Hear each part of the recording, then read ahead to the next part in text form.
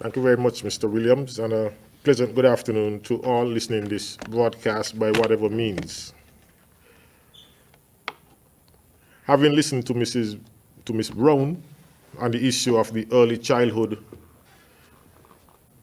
Development Unit and their concerns in the sector, I would address my attention to that as well.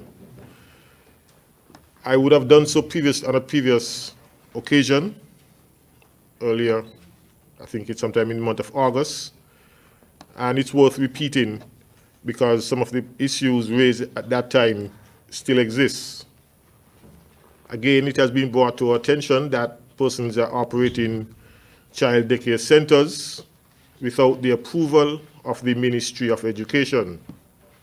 We want to remind persons that in addition to the Education Act and its regulations, the COVID-19 emergency regulation sets out the guidelines and conditions under which these centers can operate. Regulation 9.2 states, all private educational places of instruction shall apply to the Ministry of Education for approval for reopening in the form set out in Schedule 2. A privately run early childhood education center that applies to the Ministry of Education to reopen shall comply with the minimum standards set out in the third schedule.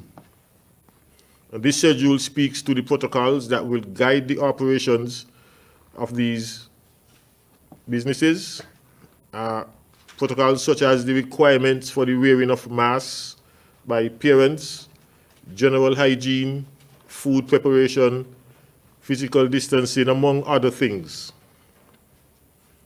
Remember, these guidelines and protocols are intended to prevent the spread of the disease and not to create hardships for the owners. Bearing in mind that the children at this age may be particularly vulnerable. The National COVID Task Force is committed to working closely with the Ministry of Education and its Early Childhood Unit to ensure high standards are achieved and maintained in this sector. We therefore urge the fullest cooperation of all concerned, especially parents, who can assist by ensuring that the center where you are taking your child or children has been approved to operate, and it is doing so safely. Operators are required to display their certificate of inspection. Ms. Brown would have alluded to that earlier. And it must be displayed in a conspicuous place on the premises.